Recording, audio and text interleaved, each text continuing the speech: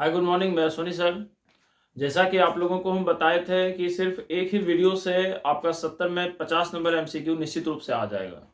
तो आज हम उस वीडियो को बनाने जा रहे हैं और आप लोग का काम है इस वीडियो को काफ़ी अच्छे तरीके से पूरा याद कर लेना, ताकि एक भी क्वेश्चन आपको एग्जाम में छूटे नहीं। ये हमारा चैलेंज है कि आपका इसी वीडियो से सारे के सारे ऑब्जेक्टिव रहेंगे। ठीक है, तो चलिए हम लोग शुरुआत करते हैं। समय बहुत कम है, सारे बच्चे एक बार देख लेंगे इसको। ठीक है, चलिए तो आइए हम लोग शुरुआत करते हैं, प्रारंभ करते हैं एमसीक्यू का। तो एमसीक्यू में शुरू करते हैं सबसे पहले एससीसी। एससीसी क्या होता है? तो सरल घनीय एकक कोष्ठिका। क्लास बहुत लंबी होगी तो आप लोग कहीं जाइएगा नहीं। तो सरल घनीय एकक कोष्ठिका में परमाणु की संख्या अगर आपसे पूछ दे जेड कितना होता है, तो जेड याद रखना 1 होता है। तो एससीसी में जेड 1 होता है, यानी परमाणु 1 होते हैं। बीसीसी अंतः केंद्रित घनीय एकक कोष्ठिका। तो बीसीसी में अगर जेड की मान पूछ दी जाए तो 2 होता है। एफसीसी की बात कर ली जाए तो फलक केंद्रित घनीय एकक कोष्ठिका। फलक केंद्रित घनीय एकक कोष्ठिका। तो एफसीसी में परमाणु की संख्या कितनी होती है? 4 होती है। अब आते हैं हम लोग यहां से जुड़े हुए टर्म की बात। एससीसी का कोऑर्डिनेशन नंबर कितना होता है? कोऑर्डिनेशन नंबर, यानी आप बात कर सकते हैं समनव्य संख्या, या इसी को आप कह सकते हैं उपसह संयोजी संख्या। क्या कह सकते हैं? उपसह संयोजी संख्या। तो अगर एससीसी के उपसह संयोजी संख्या की बात करें तो 6 होता है। फिर से हम बीसीसी की बात कर लेते हैं उपसह संयोजी संख्या की, तो 12 होता है। एफसीसी के उपसह संयोजी संख्या की बात कर ले तो वो भी 12 होता है। और एससीपी में भी उपसह संयोजी संख्या 12, और सीसीपी में भी उपसह संयोजी संख्या कितने होते हैं? 12 होते हैं। ठीक है, इसको आप लिखिए, फिर हम लोग आगे बढ़ते हैं। आज पूरा समय देना है आप लोग को, यहाँ से आपको काफी मार्क्स एग्जाम में पूछे जाएंगे। ठीक है, तो सारे एमसीक्यू आपके यहीं से रहेंगे 70 में लगभग। तो आप एक बार अच्छे से देख कर जाइएगा, इसको निश्चित रूप से हेल्पफुल आपके लिए होगा। नेक्स्ट पे आते हैं, नेक्स्ट को समझेंगे हम लोग नेक्स्ट एमसीक्यू में। तो आगे बढ़ते हैं हम लोग। एससीपी की अगर बात कर लें तो एससीपी में परमाणु कितने होते हैं? तो याद रखिएगा कि एससीपी में परमाणु कितने होते हैं? 6 होते हैं। ठीक है, अब आगे की ओर बात कर लेते हैं NaCl। NaCl में सोडियम पूछा जाता है कि कितने आयन से घिरा हुआ होता है, या कितने इसके उपसह संयोजी संख्या। तो याद रखिएगा 6। Cl का भी 6। Na2O में पूछ दे सोडियम की उपसह संयोजी संख्या कितनी होती है? Na2O में ओके, तो थोड़ा सा आप लोग देखते रहिएगा, ये नहीं कि छटपटाइएगा तो फिर गड़बड़ हो जाएगा पूरा। तो Na2O में अगर उपसह संयोजी संख्या आपसे पूछ लेता है तो Na2O में याद रखिएगा सोडियम की उपसह संयोजी संख्या क्या होती है? 4 होती है। फिर सवाल एक आता है कि NaCl किसके आकार का होता है? तो ये एफसीसी यानी फलक केंद्रित घनीय एकक कोष्ठिका क्रिस्टलीकृत होता है। ओके, आगे बढ़ते हैं। अब रवादार क्रिस्टल की बात करते हैं। एग्जाम में कई बार आता है कि रवादार क्रिस्टल कौन है, यानी रवादार क्रिस्टल, या आप इसको कह सकते हैं क्रिस्टलीय ठोस। क्रिस्टलीय ठोस, तो क्रिस्टलीय ठोस के एग्जाम्पल की बात कर ले हम लोग, तो कई बार बच्चे फंसते हैं इसमें। 2-4 का एग्जाम्पल देख लें, कई बार आएगा। ग्रेफाइट आ गया, क्वार्ट्ज आ गया, ठीक है, नमक आ गया, चीनी आ गया, हीरा आ गया। तो ये सब आपके क्या है? एग्जाम में पूछे जाते हैं, रवादार है यानी क्रिस्टलीय ठोस है। एक होता है रवाहीन या अक्रिस्टलीय ठोस। रवाहीन या अक्रिस्टलीय ठोस। अब रवाहीन या अक्रिस्टलीय ठोस का एग्जाम्पल आप लोग बता दें। तो रवाहीन या अक्रिस्टलीय ठोस में आप लोग को पता होना चाहिए ग्लास, रबर, ग्लास, रबर, ये दोनों मुख्य रूप से इसके एग्जाम्पल है। अब आते हैं रवाहीन क्या होते हैं? अक्रिस्टलीय ठोस होते हैं। क्रिस्टलीय ठोस में आप लोग याद रखिएगा एक पॉइंट और, ये विषमदैशिक होते हैं। और अक्रिस्टलीय ठोस में याद रखिएगा ये क्या होते हैं? समदैशिक होते हैं प्रवृत्ति के। तो ये पॉइंट्स आपको याद रखना है। अब आगे बढ़ते हैं। अब क्वेश्चन आता है कि धातु अधिक दोष के कारण, धातु अधिक दोष के कारण क्या होता है क्रिस्टल में? धातु अधिक दोष के कारण क्रिस्टल में क्या होता है? तो याद रखेंगे, धातु अधिक दोष के कारण क्रिस्टल में एफ केंद्र उत्पन्न होता है। और ये एफ केंद्र क्या कराता है? तो याद रखना है कि एफ केंद्र क्रिस्टल के रंग को रंगीन बना देता है। क्रिस्टल को क्या कर देता है? रंगीन कर देता है। तो ये आपके एमसीक्यू में आता है कि धातु अधिक दोष हो रहा है, तो धातु अधिक दोष के कारण क्या क्रिएट होगा? तो याद रखिएगा कि मेटल एक्सेस डिफेक्ट के कारण एफ सेंटर आएगा और एफ सेंटर क्रिस्टल को क्या बनाएगा? रंगीन बनाएगा। तो ये सब आपके एमसीक्यू है, वन लाइनर टाइप के हैं। और यहां से हमको निश्चित रूप से यकीन है कि आप लोगों को काफी फायदा होगा। लौह चुंबकीय पदार्थ की बात कर लेते हैं, यह भी बहुत इंपॉर्टेंट में से एक है। तो लौह चुंबकीय पदार्थ में क्या आएंगे? तो Fe, CO, निकेल, ये सब क्या होंगे? लौह चुंबकीय पदार्थ। और याद रखेंगे लौह चुंबकीय पदार्थ अस्थायी चुंबक होते हैं। क्या होते हैं? ये अस्थायी चुंबक होते हैं। आपको एक याद रखना है, प्रति चुंबकीय पदार्थ, प्रति चुंबकीय, इसका इंग्लिश भी देख लेंगे, डायमैग्नेटिक। डायमैग्नेटिक कई बार एग्जाम में प्रश्न आता है, तो इंग्लिश हिंदी दोनों का समावेश देख लें। लौह चुंबकीय फेरोमैग्नेटिक होता है, प्रति चुंबकीय डायमैग्नेटिक होता है। तो उसका सबसे बेस्ट एग्जांपल आपको याद रखना है कि डायमैग्नेटिक का बेंजीन, जो कई बार एग्जाम में आता है। बेंजीन के अदरवाइज NaCl वगैरह भी होता है, लेकिन बेंजीन कई बार पूछता है। तो बेंजीन आपके क्या होते हैं? तो याद रखना है आपको, प्रति चुंबकीय पदार्थ होते हैं। टोटल क्रिस्टल तंत्र की संख्या कितनी होती है? तो याद रखना है, क्रिस्टल तंत्र की संख्या 7 होती है। और उसमें जो ब्रेविस जालक होते हैं, ब्रेविस लेटिस, इंग्लिश मीडियम वाले समझ रहे होंगे, क्रिस्टल का जो नंबर हो गया 7 और ब्रेविस लेटिस जो उनके होते हैं, ब्रेविस जालक, उनकी संख्या 14 होती है। अब क्रिस्टल तंत्र के अंदर ही घनीय क्रिस्टल होते हैं, उनके ब्रेविस जालक की संख्या कितनी होती है? 3। और एक होते हैं विसमलंबाक्ष, विसमलंबाक्ष, तो उनमें जालक की संख्या कितनी होती है? 4, जिसको इंग्लिश में कहते हैं ऑर्थोरोम्बिक, भी याद रखिएगा। तो एग्जाम में कई बार पूछता है कि घनीय क्रिस्टल तंत्र के ब्रेविस जालक की संख्या कितनी होती है? तो याद रखेंगे 3। और एक ये भी क्वेश्चन पूछता है कि ऑर्थोरोम्बिक जो होता है विसमलंबाक्ष, तो उसके पास कितने होते हैं? 4। या ये पूछता है कि क्रिस्टल में सबसे ज्यादा किसके पास लैटिस पाया जाता है? तो याद रखिएगा लैटिस सबसे ज्यादा ऑर्थोरोम्बिक के पास होता है। लैटिस सबसे ज्यादा किसके पास होता है? ऑर्थोरोम्बिक के पास होता है। अब आगे बढ़ते हैं हम लोग, थोड़ा सा देख लेंगे। अब यहाँ पर हाँ, तो ये हो गया आपका क्रिस्टल ब्रेविस। हाँ, याद रखिएगा एक समीकरण इसी में है, ब्रैग समीकरण। तो याद रखेंगे उसको भी, n lambda equal to 2d sin theta. n lambda equal to क्या होता है? 2d sin थीटा, जिसको क्या कहा जाता है? ब्रैग इक्वेशन कहा जाता है। इसको आप याद रखेंगे, इसको आप भूलेंगे नहीं। अब इसके बाद हम लोग आगे के प्रश्न पे बढ़ते हैं, देख लेंगे। एफसीसी के बारे में बता दिए हैं, तो एफसीसी की संकुलन क्षमता को भी देख लेंगे। तो एफसीसी की संकुलन क्षमता कितनी होती है? 74%। और रिक्ति की बात कर ले, वॉइड परसेंटेज की बात कर ले, तो 100 में घटा दें, यानी 26%। बीसीसी की संकुलन क्षमता की अगर हम लोग बात कर लें, तो बीसीसी का संकुलन क्षमता 68%। और रिक्ति की अगर हम लोग बात कर लें, तो इसका हो जाएगा 32%। अब आते हैं एससीसी। तो एससीसी की संकुलन क्षमता कितनी होती है? तो एससीसी की संकुलन क्षमता होती है 52.33%। और रिक्ति इसका आ जाएगा 47 पॉइंट समथिंग। घटा देंगे, 100 में घटा के क्या होता है कि रिक्ति प्रतिशत को हमेशा निकाला जाता है। आगे बढ़ेंगे, इस सबको आप नोट कर लीजिए और कॉपी में एक बार लिख लीजिए, ठीक है? ये आपके लिए काफी हेल्पफुल है। हेल्पफुल नहीं, आपके लिए मेन, आप ये देख लेंगे। पोटेशियम किसका एग्जाम्पल होता है? तो याद रखिएगा एफसीसी का। पोटेशियम किसका एग्जाम्पल होता है? एफसीसी का। आप इसको लिखे जल्दी से।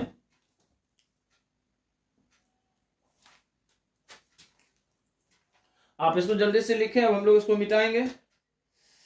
आगे बढ़ते हैं हम लोग, ठीक है? उम्मीद करते हैं समझ रहे होंगे। बस एक बार आप लोग इसको देख लेना है, अच्छे से याद कर लेना है, ठीक है? सारा पॉइंट हम आपको रिवीजन करा देते हैं, याद कर लीजिएगा। कांच क्या होता है? कई बार एग्जाम में पूछा हुआ प्रश्न है। तो कांच को क्या कहते हैं? तो अतिशीतित द्रव कहते हैं। याद रखिएगा, कांच को क्या कहते हैं? अतिशीतित द्रव कहते हैं। एमोर्फस सॉलिड की लिक्विड की तरह ये काम होता है। तो कांच क्या होता है? अतिशीतित द्रव की तरह काम करता है। आगे बढ़ते हैं हम लोग, शॉटकी दोष में आ जाते हैं। तो इसके भी उदाहरण याद रखिएगा कि शॉटकी दोष के एग्जाम्पल दिखाने वाले कौन कौन है। तो दो तो बहुत इंपॉर्टेंट है, NaCl और KCl, साथ में AgBr। फ्रैंकेल डिफेक्ट दिखाने वाले को आप थोड़ा सा देख लेंगे, ठीक है। तो फ्रैंकेल डिफेक्ट दिखाने वाले में caesium chloride, silver chloride and silver bromide, ठीक है। तो ये सब आपके होंगे, क्या हो जाएंगे, तो ये आपके हो जाएंगे फ्रैंकेल डिफेक्ट दिखाने वाले। AgBr दोनों में होता है, याद रखना है कि AgBr ऐसा है जो शॉर्टकी भी दिखाएगा और फ्रैंकेल डिफेक्ट भी दिखाएगा। शॉर्टकी दोष कौन दिखाते हैं, याद रखना है कि शॉर्टकी दोष में आपको ये याद रखना है कि कैसे दिखाएंगे, तो ये याद रखना है कि इनके धनायन और ऋणायन, क्या होगा भाई, इनके धनायन एवं ऋणायन के आकार में अंतर क्या होता है, समान होता है। आकार में अंतर समान या बहुत कम होता है, बहुत कम होता है। अगर फ्रैंकेल दोष की हम लोग बात कर लें, फ्रैंकेल डिफेक्ट की, तो इसके लिए क्या होगा, तो इसके धनायन एवं ऋणायन के आकार में अंतर अधिक होता है। क्या होगा, इसके धनायन एवं ऋणायन के आकार में अंतर क्या होता है भाई, के आकार में अंतर अधिक होता है, यानी डिफरेंस ज्यादा होता है, याद रखना है फ्रैंकेल डिफेक्ट में।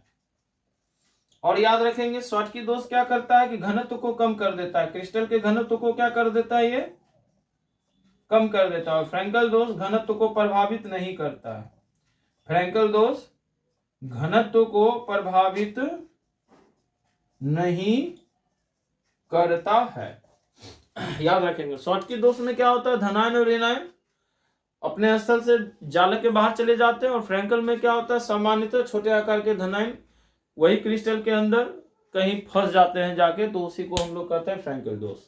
आगे बढ़ते हैं हम लोग, आप लोग इसको लिख लीजिए।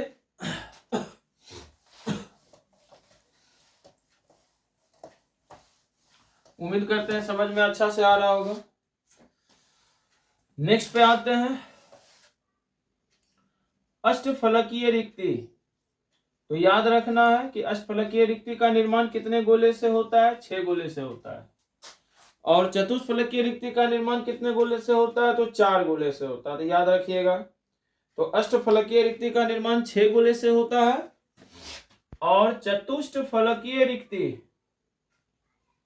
का निर्माण जो होता है वो 4 गोले से होता है।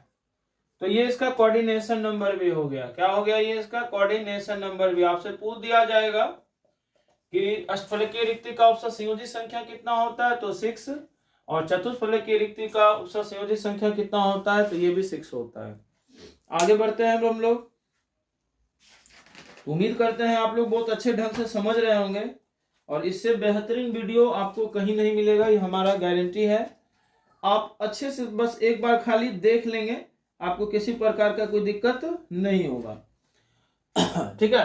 तो ये हो गया। n प्रकार के अर्धचालक को भी देख लें, यहां से भी प्रश्न आएगा। तो n प्रकार के अर्धचालक क्या होते हैं भाई, जिसमें आपको वर्ग 15 का 14 के साथ डोपिंग होता है, 14 के साथ डोपिंग होता है। और p प्रकार के अर्धचालक क्या होते हैं, जिसमें आपका क्या होता है, वर्ग 13 का 14 के साथ डोपिंग होता है, 14 के साथ डोपिंग करवाया जाता है। तो याद रखना है इसको आपको काफी बेहतरीन ढंग से, ठीक है। तो एक में 15, एक में 13, तो 15 वाले एलिमेंट्स आपके क्या हो जाएंगे, तो 15 वाले में आपके आ जाएंगे वो nitrogen Nepal Pakistan, nitrogen phosphorus आ जाएगा सिलिकॉन के साथ। और 13 में आपको कौन से ग्रुप होते हैं, बैगन आलू गाजर ये सब, तो एल्यूमिनियम का हो जाएगा सिलिकॉन जर्मेनियम के साथ। तो इसको याद रख लेंगे, n प्रकार और p प्रकार के अर्धचालक में, याद रखिएगा, याद रखना है। n प्रकार के अर्धचालक में को क्या कहा जाता है, इलेक्ट्रॉन धनी अशुद्धियां, क्या कहा जाता है, इलेक्ट्रॉन धनी अशुद्धियां। p प्रकार को क्या कहा जाता है, इलेक्ट्रॉन न्यून अशुद्धियां, क्या कहा जाता है, इलेक्ट्रॉन न्यून अशुद्धियां। इसमें इलेक्ट्रॉन चार्ज का काम करते हैं, और इसमें होल जो होता है, रिक्त जो होता है, वो आवेश का काम करता है। तो उम्मीद करते हैं मेरी भाषा को आप समझ रहे होंगे, कोई दिक्कत आप लोगों को नहीं आ रहा होगा।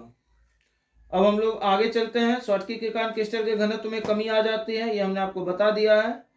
तो मोस्टली फर्स्ट चैप्टर से आपके क्वेश्चन कंप्लीट हो गए। एक और थोड़ा सा रिलेशन है, एससीसी में ए इक्वल टू क्या होता है 2r, बीसीसी में ए इक्वल टू क्या होता है 4r/√3, एफसीसी में ए इक्वल टू क्या होता है 4r/√2। तो ये सब पॉइंट्स आप लोग याद रखेंगे जो आपके लिए काफी महत्वपूर्ण है। ठीक है, तो चलिए अब हम लोग आगे बढ़ते हैं। अगला चैप्टर में आते हैं, बिलियन है, तो इसको आप लोग लिख लीजिए जल्दी।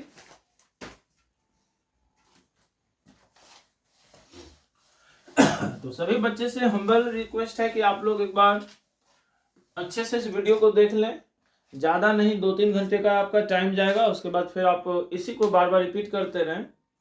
किसी प्रकार के कोई असाइनमेंट की काम आपको, असाइनमेंट का जरूरत आपको नहीं पड़ेगा।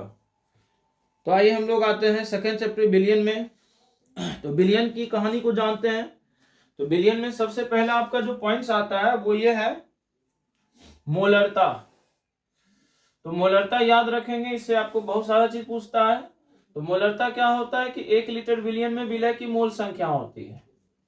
1 लीटर बिलियन में विलय की मोल संख्या होती है। और मोलरता क्या होता है,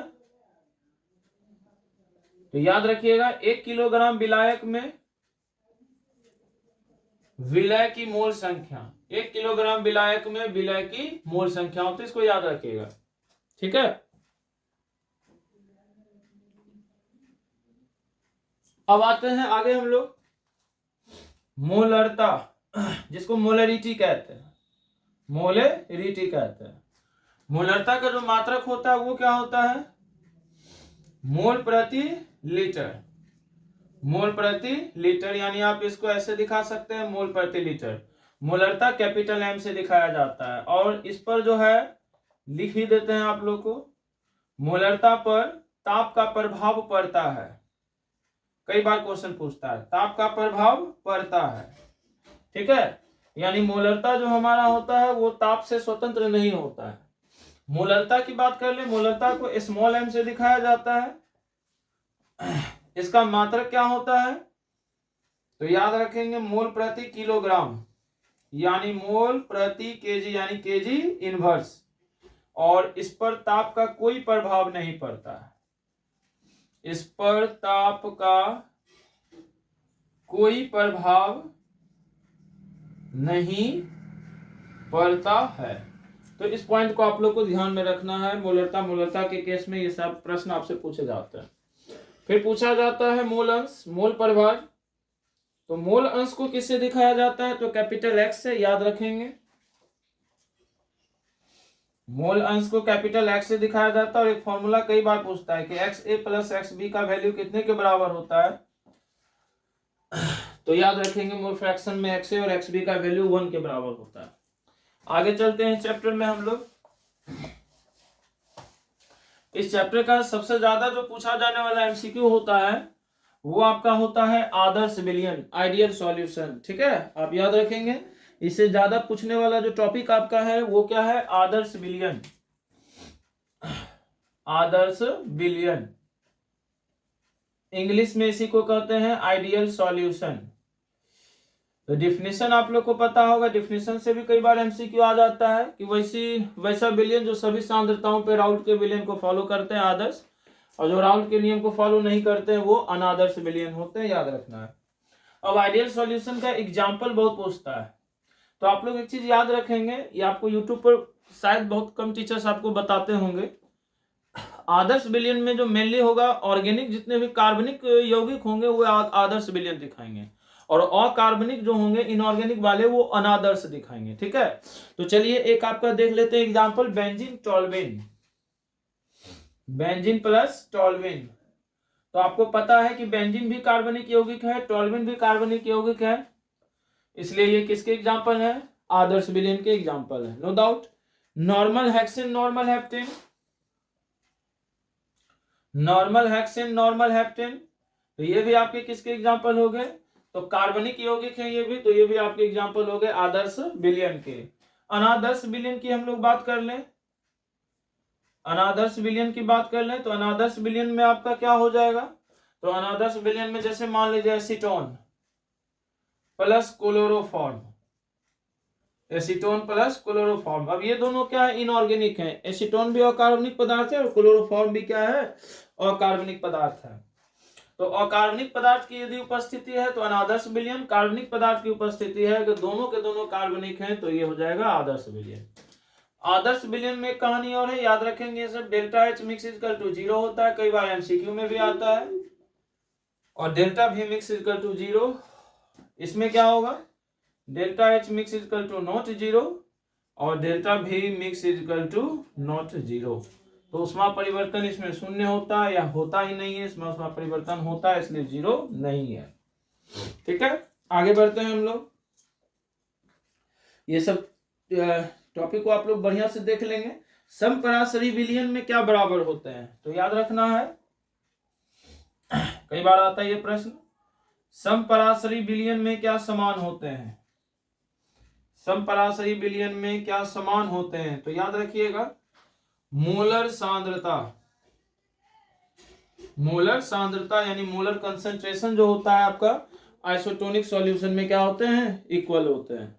आगे बढ़ेंगे हम लोग, बहुत इंपॉर्टेंट सेशन आपके लिए है, कहीं जाइएगा नहीं, यहीं बैठे रहिए। परासरण दाब का जो इक्वेशन होता है याद रखिएगा, पाई भी equal to N R T, कई बार पूछता है ये, आपको ऐसे भी देगा कई बार, pi equal to N by V R T, या कई बार देगा pi equal to C R T. तो इक्वेशन में आप लोग देख लेंगे कहां पर किस तरह से बैठा रहा है। आर क्या होता है, गैस स्थिरांक, याद रखिएगा, कई बार पूछ देता है। और आर गैस स्थिरांक का वैल्यू भी पूछ लेता है, तो उसको भी याद रखिएगा। आगे बढ़ते हैं इस चैप्टर में अब हम लोग।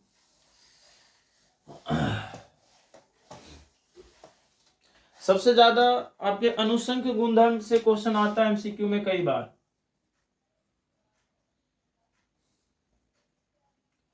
अनुसंख्य गुणधर्म जिसका मतलब होता है इंग्लिश कॉलिगेटिव प्रॉपर्टीज। अब अनुसंख्य गुणधर्म क्या होते हैं, जिनके प्रकार आप लोग देख लेंगे, ये आपके एमसीक्यू में आता है। यानी वैसे गुणधर्म जो कणों की संख्या पर, यानी विलयन में उपस्थित विलय के कणों की संख्या पर डिपेंड करते हैं, उसे अनुसंख्य गुणधर्म कहते हैं। ठीक है, तो आते हैं इसका एग्जाम्पल क्या क्या होगा। तो वाष्प दाब का आपेक्षिक अवनमन, वाष्प दाब का आपेक्षिक अवनमन, इसको इंग्लिश में कहते हैं relative of lowering of vapour pressure. दूसरा क्या होता है, क्वथनांक में उन्नयन, क्वथनांक में उन्नयन, एलिवेशन इन बीपी। तीसरा क्या होगा, हिमांक में अवनमन। चौथा क्या होगा, परासरण दाब। ये चार आपके क्या है, अनुसंख्य गुणधर्म है। इसके इक्वेशन की बात कर लेते हैं, कई बार इक्वेशन आता है। तो P note minus P S by P note वाष्प दाब का अपेक्षिक अवनमन।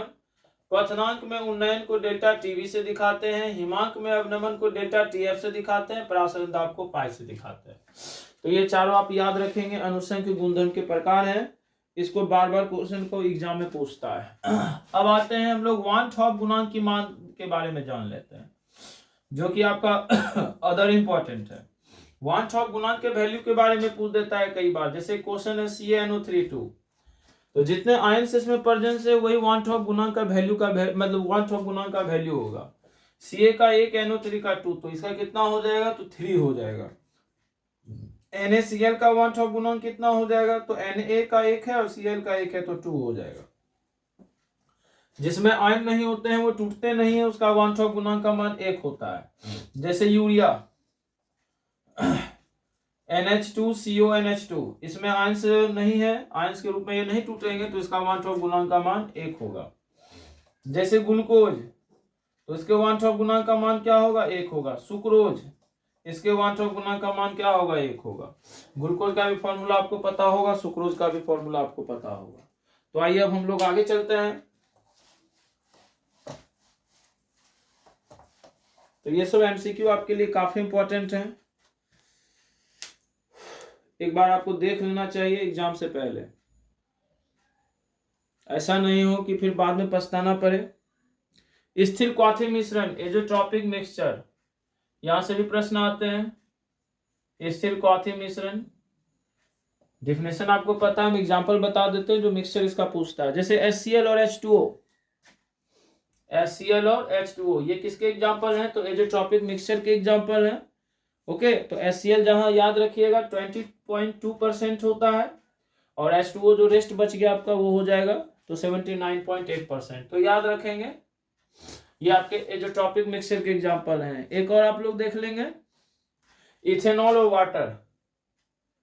इथेनॉल और वाटर, इथेनॉल का फॉर्मूला क्या होता है? C2H5OH। वाटर का फॉर्मूला होता है H2O। इथेनॉल 95.6 और ये 4.4, ये परसेंटेज है यहाँ पे। तो याद रखेंगे, ये एजेट्रोपिक मिक्सचर के एग्जांपल हैं जो कई बार एग्जाम में आपसे पूछे जाते हैं। एक नाइट्रिक एसिड और वाटर भी होता है, ये तीनों याद रखेंगे आप लोग, नाइट्रिक एसिड और वाटर, नाइट्रिक अम्ल, ये 68% और ये 32%। तो ये जो टॉपिक मिक्सचर के MCQ कई बार पूछे जाते हैं कि ये जो टॉपिक मिक्सचर में वो जल इतना है तो HCl कितना होगा, वो जल इतना है तो इथेनॉल कितना % होगा, वाटर कितना है तो नाइट्रिक एसिड कितना % होगा। तो आप एक बार इसको देख लेंगे, नोट करते चलिएगा, कॉपी में आप लोग लिख लीजिए। फिर अर्धपारगम्य झिल्ली, इसको भूलना नहीं है। अर्धपारगम्य झिल्ली क्या होता है? तो SPM इसको कहते हैं। इससे केवल कौन पास करते हैं? शुद्ध विलायक के कण। तो शुद्ध विलायक के कण ही यहां से जा सकते हैं। फिर आगे बढ़ते हैं, प्रासरण दाब क्या होता है? तो निम्न सांद्रता से उच्च सांद्रता की ओर होता है प्रासरण दाब, याद रखेंगे। क्या होता है भाई? निम्न सांद्रता से उच्च सांद्रता की ओर जाता है, तो उस प्रक्रिया को क्या कहते हैं? प्रासरण दाब। प्रासरण दाब का डिफिनेशन आपको पता होगा, वैसा दाब जो शुद्ध, ये जो क्या करता है, ये वैसा दाब जो प्राशन की प्रक्रिया को रोक दे उसको क्या कहते हैं? प्रासरण दाब। शुद्ध विलायक के कण को विलयन में जाने से रोकता है। आगे बढ़ेंगे, STP के बार कई बार पूछता है कि STP क्या होता है? तो STP पर 1 मोल जो होता है वो कितने आयतन लीटर में होता है? तो 22.4 लीटर, या NTP सेम होता है। और एक है वो गाद्रो संख्या कितनी होती है? तो 6.022 गुने 10⁻23। तो इसको भी आप लोग ध्यान में रखेंगे। ये क्वेश्चन है कि जलीय विलयन में किसका क्वथनांक अधिक होगा? याद रखना इस टॉपिक को भी। जलीय विलयन में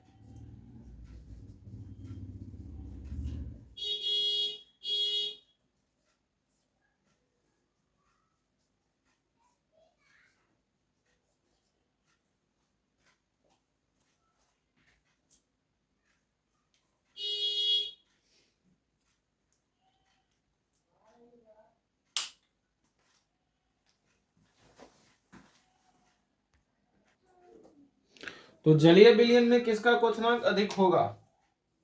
तो ऑप्शन की बात कर लेते हैं। ऑप्शन क्या है एक बार देख लेंगे। 1 molar NaOH, 1 molar NaOH। Option number B की बात कर लेते हैं। ऑप्शन बी है 1 मोलर Na2SO4, Na2SO4। थर्ड में है 1 मोलर NH4NO3, और 4 में आपका है फिर 1 मोलर KNO3, 1 मोलर KNO3। तो याद रखेंगे उसका ज्यादा होगा जिसके वन टॉप गुणांक का वैल्यू ज्यादा होगा। NaOH आयन में टूटेंगे निश्चित है, तो एक एक वन टॉप गुणांक 2 होगा। Na2SO4, Na का 2 आयन, SO4 का 1, तो इसके लिए वन टॉप गुणांक 3 होगा। ये आपके टूटेंगे ही नहीं, वन टॉप गुणांक 1 होगा। जिसका डिसोसिएशन नहीं होगा उसका वन टॉप गुणांक का वैल्यू 1 होता है। KNO3 में 112 होगा, तो ऑब्वियसली आंसर क्या जाएगा? Na2SO4। तो उम्मीद करते हैं समझ रहे होंगे अच्छे से, तो आप इसको लिख लीजिए, फिर हम लोग आगे चलते हैं। ठीक है, तो उम्मीद करते हैं ये सब क्वेश्चन में आपको दिक्कत नहीं होना चाहिए। और कुछ क्वेश्चन देख लेते हैं, इसमें आपका होगा शायद आपके लिए जरूरी नहीं। अब अगले चैप्टर पे चलते हैं। इस चैप्टर से इतना इंपॉर्टेंट है, और शायद एक आध क्वेश्चन आप देख सकते हैं, जैसे ये वाला। क्या क्या इसको मिटा रहे हैं पहले, ठीक है, मिटा देते हैं। न्यूमेरिकल्स आप लोग देख लेंगे, कभी कभी MCQ में न्यूमेरिकल्स भी आता है, तो न्यूमेरिकल्स आप लोग देख लेंगे, बनाने के लिए आता है मोलरता मोलरिटी पर। और एक आपका दिए थे क्वेश्चन 0 डिग्री सेल्सियस ताप पर वो 5% यूरिया के जलीय विलयन का प्रासरण दाब क्या होगा। तो ये नॉमिकल्स देख लीजिएगा, कई बार एमसीक्यू में भी नॉमिकल्स आ जाता है। ओके, तो आगे हम लोग बढ़ते हैं। अब हम लोग चलते हैं थर्ड चैप्टर की ओर, और थर्ड चैप्टर में हम लोग देखेंगे फिर बहुत सारे प्रश्न को। तो सबसे पहले चालकत्व सेल का सेल स्थिरांक क्या होता है, अगला एमसीक्यू पे आते हैं। चालकत्व सेल का सेल स्थिरांक क्या होता है, तो याद रखेंगे चालकत्व सेल का सेल स्थिरांक कई बार पूछा जाने वाला क्वेश्चन है, L/A होता है। अब आगे बढ़ते हैं। 96,500 कूलम का विद्युत आवेश, ये एमसीक्यू को याद रखेंगे। 96,500 कूलम का विद्युत आवेश, कूलम का विद्युत आवेश CuSO4 के विलयन से मुक्त करता है। CuSO4 के विलयन से मुक्त करता है। तो इस टाइप के क्वेश्चन में आप लोग आंसर रट ही लें। जो इसका आंसर होगा, आप लोग इस तरह के एमसीक्यू को समझ रहे होंगे। 31.76 ग्राम तांबा। तो कई बार ये क्वेश्चन आपके एग्जाम में आता है, डायरेक्ट डिक्टो से पूछ देता है, तो इसको आप लोग देख लीजिएगा। आगे बढ़ते हैं हम लोग। ये वाला एक क्वेश्चन है कि किसी साम्य अवस्था पर सेल का विद्युत वाहक बल क्या होगा। साम्य अवस्था में सेल का विद्युत वाहक बल क्या होगा, तो याद रखिएगा 0 होगा। विद्युत वाहक बल तो क्या होगा, EMF 0 होगा। इसी तरह से मानक हाइड्रोजन इलेक्ट्रोड विभव का भी क्या होता है, वैल्यू 0 होता है, याद रखिएगा स्टैंडर्ड इलेक्ट्रोड पोटेंशियल का। ये क्वेश्चन कई बार आता है कि गैल्वेनिक सेल में एनोड क्या होता है। गैल्वेनिक सेल में एनोड क्या होता है, तो याद रखिएगा कि उल्टा होता है। गैल्वेनिक सेल में एनोड ऋणात्मक होता है। और अगर कैथोड की बात कर लें गैल्वेनिक सेल में, तो कैथोड क्या होता है, धनात्मक होता है। इस चीज को आप लोग याद रखेंगे। ओके, आगे बढ़ते हैं कि 1 फैराडे विद्युत कितने कूलम के बराबर होता है, तो ये आपको याद होना चाहिए 96,500 कूलम। 1 फैराडे विद्युत कितने कूलम के बराबर होता है, 1 फैराडे विद्युत कितने कूलम के बराबर होगा, कितने कूलम के बराबर होता है, तो 96,500 कूलम के बराबर होता है। इस वैल्यू का आप लोग याद रखिएगा, कई बार क्वेश्चन आता है। क्वेश्चन है काफी बेहतरीन, LiCl, NaCl और KCl के विलयन का, LiCl, NaCl और KCl के विलयन का तुल्यांकी चालकत्व का क्रम क्या होगा, का तुल्यांकी चालकत्व का क्रम क्या होगा, चालकत्व का क्रम क्या होगा। तो याद रखिएगा, पहले आएगा केदारनाथ KCl, फिर NaCl और फिर क्या होगा LiCl। याद रखना आपको, ये ऑर्डर याद रखिएगा। एक आपको हम बताए केदारनाथ का महंगा आलू जान के फेंको, मिटा रहे हैं इसको हम।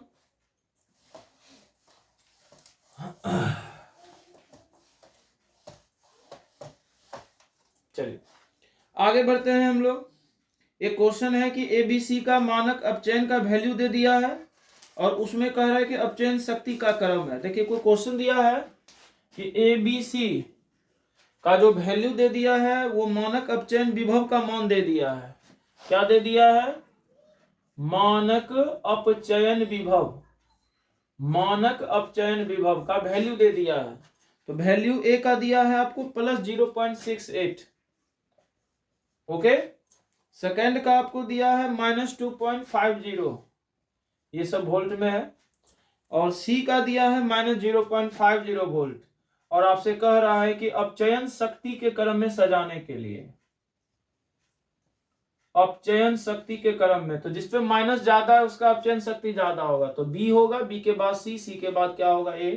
याद रखिएगा, बहुत इजी क्वेश्चन है ये। कौन शक्तिशाली ऑक्सीकारक पदार्थ है, तो याद रखिएगा सबसे शक्तिशाली ऑक्सीकारक फ्लोरीन होगा। शक्तिशाली ऑक्सीकारक हैलोजन की अगर बात कर लें तो फ्लोरीन हो जाएगा, फिर क्लोरीन, फिर ब्रोमीन और फिर आयोडीन होगा। इस तरह से होगा, याद रखिएगा। इलेक्ट्रॉन बंधुता किसकी ज्यादा होती है, तो ये भी याद रखिएगा क्लोरीन की। इलेक्ट्रॉन बंधुता किसकी अधिक होती है, तो इलेक्ट्रॉन बंधुता किसकी अधिक होती है? तो याद रखेंगे क्लोरीन की। विद्युत ऋणात्मकता किसका ज्यादा होता है? तो याद रखेंगे फ्लोरीन की। किसकी होती है? फ्लोरीन की होती है। अब आगे हम लोग बढ़ते हैं कुछ क्वेश्चन पे, और क्वेश्चन है द्वितीयक सेल क्या होता है? तो लेड स्टोरेज बैटरी। द्वितीयक सेल जो होता है वो क्या होता है? लेड स्टोरेज बैटरी को कहा जाता है द्वितीयक सेल। प्राथमिक क्या होता है? शुष्क सेल होता है, जिसको चार्ज नहीं कर सकते और इसको चार्ज बार बार हम लोग कर सकते हैं। याद रखना है। फैराडे का विद्युत अपघटन का द्वितीय नियम क्या होता है? फैराडे के विद्युत अपघटन का सेकंड नियम क्या होता है? सेकंड नियम क्या होता है? द्वितीय नियम क्या होता है? इसके कहने का प्रश्न है।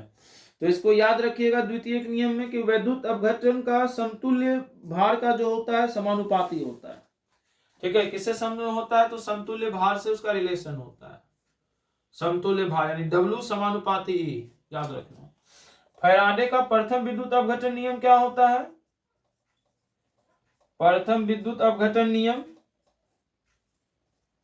विद्युत अपघटन नियम तो क्या होता है? M=ZCT, याद रखिएगा। कई बार क्वेश्चन आता है कि Z को क्या कहते हैं? तो याद रखिएगा विद्युत रासायनिक तुल्यांक। Z क्या होता है? विद्युत रासायनिक तुल्यांक। होता क्या है कि समय 1 सेकेंड और धारा 1 एम्पियर प्रवाहित करने पर ये जो Z का वैल्यू जो हो जाता है उस M के बराबर हो जाता है, तो इसी को कहते हैं विद्युत रासायनिक तुल्यांक कहते हैं। आगे बढ़ते हैं हम लोग। उम्मीद कर रहे हैं बहुत अच्छा से समझ रहे होंगे MCQ। एक बार देख लेंगे अच्छे से, पूरा धुआं धुआं हो जाएगा। आगे बढ़ते हैं हम लोग।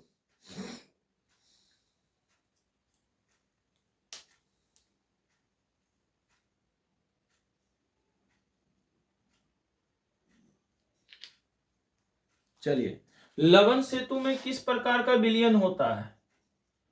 तो लवण सेतु में क्या होता है? तो आपको पता है, डेली पढ़ाते थे अगर अगर विलयन, अगर अगर विलयन। और वो होता क्या है? तो KCl और KNO3 अक्सर यही सब पाया जाता है। लवण सेतु का काम है, सॉल्ट ब्रिज जिसको कहते हैं। इसका काम क्या होता है आपको अच्छे से पता होगा। दो सेलों को आपस में कांटेक्ट कराना, यही इसका काम है। ओके, चलिए एक लास्ट क्वेश्चन है। गलित सोडियम क्लोराइड के विद्युत अपघटन में, गलित सोडियम क्लोराइड के विद्युत अपघटन में, विद्युत अपघटन में, गलित सोडियम क्लोराइड के विद्युत अपघटन में कैथोड पर क्या मिलता है? कैथोड पर क्या मिलता है? कैथोड पर क्या मिलता है? तो NaCl को जब कराया जाएगा तो कैथोड पर क्या आएगा बाबू? सोडियम आ जाएगा। क्या आ जाएगा? सोडियम आ जाएगा। आगे प्रश्न देख लेते हैं कुछ और प्रश्न। मानक हाइड्रोजन इलेक्ट्रॉन विभव क्या होता है? 0 हो जाता है, और फिर इलेक्ट्रॉन विभव को E से दिखाते हैं। ये सब चीज आपको पता है। और कुछ क्वेश्चन इसमें आ रहा है आपको तीसरे चैप्टर में। लवण से तो हो गया। हाँ, एक ईंधन सेल। तो ईंधन सेल थोड़ा देख लेंगे कि ईंधन सेल क्या होता है। तो हाइड्रोजन और ऑक्सीजन से बने हुए सेल को क्या कहा जाता है? ईंधन सेल। याद रखिएगा, एग्जाम में प्रश्न आएगा कि ईंधन सेल होता क्या है, या चारों में से कौन सा ऑप्शन है ईंधन सेल का। तो याद रखेंगे, आप जवाब देंगे कि हाइड्रोजन और ऑक्सीजन से बने सेल को क्या कहा जाता है? ईंधन सेल कहा जाता है। क्या कहा जाता है? ईंधन सेल कहा जाता है। चलिए भाई आगे बढ़ते हैं हम लोग। परासरण में आप लोग को याद होगा कि किशमिश उशमिश का फूलना परासरण होता है, और किसी गैस का जलना, अगरबत्ती का जलना, ये सब विसरण का एग्जाम्पल होता है। तो ये सब आप लोग थोड़ा सा खुद से देख लीजिएगा। आयनीकरण का सिद्धांत किसने दिया? याद रखेंगे, आयनीकरण का सिद्धांत किसने दिया? आयनीकरण का सिद्धांत किसने दिया? तो याद रखिएगा आर्हीनियस ने, आर्हीनियस ने। और कई बार एग्जाम में क्वेश्चन आता है कि आर्हीनियस समीकरण क्या है। तो आर्हीनियस समीकरण है K=AE - EA/RT। याद रखना इसको, ये आर्हीनियस समीकरण है। आगे बढ़ते हैं हम लोग। रासायनिक बलगतिकी चैप्टर है, प्रथम कोटि की अभिक्रिया नहीं है, या छदम प्रथम कोटि की अभिक्रिया का एग्जाम्पल याद रखेंगे। छदम प्रथम कोटि की अभिक्रिया, इंग्लिश में इसको कहते हैं स्यूडो फर्स्ट ऑर्डर रिएक्शन। तो छदम प्रथम कोटि की अभिक्रिया में आता है, याद रखेंगे, CH3 COO C2H5 plus H2O, और ये आपका क्या बना देगा, ठीक है, या NaOH भी दे सकते हैं यहाँ पर, NaOH। तो ये बना क्या लेगा आपका, तो CH3 COONA plus C2H5OH, CH3 COONA plus C2H5OH, याद रखना है। अगले कुछ क्वेश्चन पे आते हैं जो आपके लिए बहुत इंपॉर्टेंट है।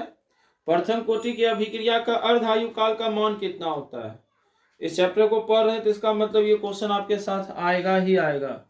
प्रथम कोटि की अभिक्रिया का अर्ध आयु काल क्या होता है। प्रथम कोटि की अभिक्रिया का अर्ध आयु काल क्या होता है। अर्ध आयु काल यानी टी हाफ क्या होता है। तो प्रथम कोटि की अभिक्रिया का अर्ध आयु काल की अगर हम लोग बात कर लें तो वो होता है 0.693/K। लिखिए इसको पहले जल्दी से आप लोग, और क्वेश्चन लाएंगे हम लोग, अभी धड़फड़ाना नहीं है। अभी तो हमको लगता है 40-45 मिनट का क्लास हुआ है, बस आराम से बैठिए। 1-1 घंटा का तीनों सेशन है। अब इसको अपन भूलिएगा। वेग स्थिरांक की इकाई, वेग स्थिरांक की इकाई, या आप ऐसे भी देख सकते हैं, इसको छोड़ दीजिए।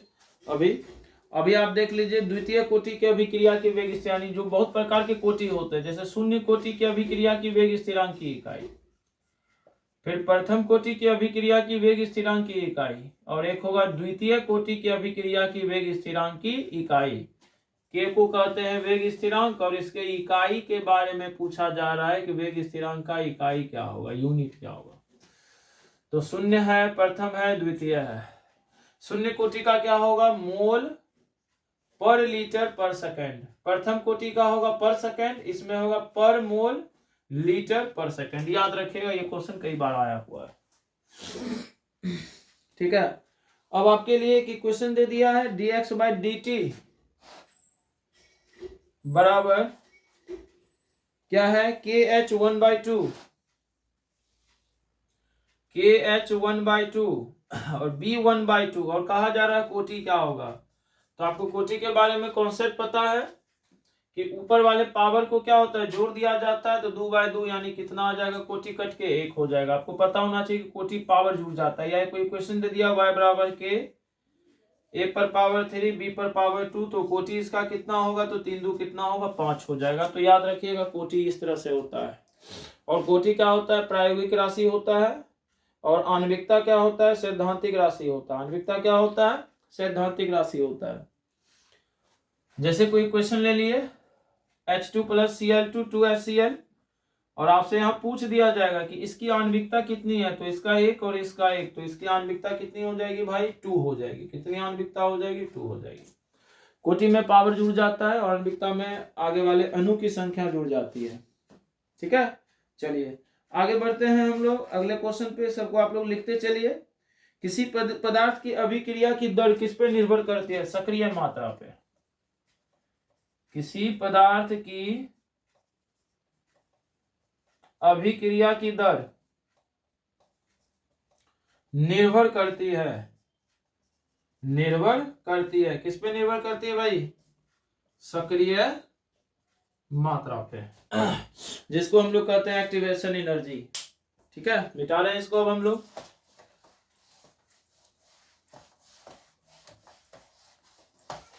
एक्टिवेशन एनर्जी पे करती है। किस कोटि की अभिक्रिया के लिए वेग और वेग स्थिरांक की इकाई समान होती है, ठीक है। यानी वेग और वेग स्थिरांक की इकाई, वेग और वेग स्थिरांक की इकाई समान होती है। तो याद रखना है आपको कि समान किस में होगा, तो शून्य कोटि की अभिक्रिया में। ठीक है, इसमें होगा शून्य कोटि की अभिक्रिया में। देख लेंगे इसको थोड़ा, ठीक है। आगे बढ़ते हैं, अगला क्वेश्चन में देख लेंगे हम लोग कुछ और क्वेश्चन। जैसे आपका ये प्रथम कोटि का अभिक्रिया का वैल्यू आपको पता है अर्धायु काल, और प्रथम कोटि की अभिक्रिया का समाकलित वेग समीकरण क्या होता है ये भी लिख लेंगे। प्रथम कोटि की अभिक्रिया का समाकलित वेग समीकरण, समाकलित वेग समीकरण तो क्या होगा इसका, k equal to 2.303/t log a minus x, याद रखेंगे, ठीक है। नरनष्ट समीकरण भी याद रखेंगे क्या होता है, लिखाना शायद भूल गए उस चैप्टर में। नरनष्ट समीकरण क्या होगा देख लेंगे एक बार। तो नरनष्ट समीकरण, तो नरनष्ट समीकरण क्या होता है, E equal to E0 minus 0.059/n log q, ये क्या हो गया आपका नरनष्ट समीकरण हो गया, ठीक है। अभिक्रिया की कोटि का मान क्या क्या हो सकता है, तो अभिक्रिया की कोटि का मान सभी चीज संभव हो सकता है, ओके, याद रखना, प्लस में माइनस में भिन्न में सब चीज में, लेकिन आणविकता कभी माइनस में नहीं होगा और भिन्न में नहीं होगा, याद रखेंगे। ये सब क्वेश्चन आपके लिए काफी इंपॉर्टेंट है, जो एग्जाम में आता ही आता है। थोड़ा सा इसको देख लेंगे एक बार अच्छे से। शून्य कोटि की अभिक्रिया के लिए क्या होता है, तो टी हाफ समानुपाती है। शून्य कोटि की अभिक्रिया के लिए क्या होता है, टी हाफ समानुपाती ए, याद रखना है इसको। प्रथम में क्या हो जाएगा 1/a, और द्वितीय में क्या हो जाएगा, प्रथम हो गया, द्वितीय हो गया 1/a², तृतीय 1/a³, इसी तरह से कुछ चलना चाहिए। तो शून्य कोटि का क्या होता है, ये a हो गया, प्रथम में 1/a, द्वितीय में 1/a², तृतीय 1/a³। देख लेना इस लाइन को, शून्य कोटि की अभिक्रिया के फ्लैश को देख लीजिए, टी हाफ प्रोपोर्शनली a होता है।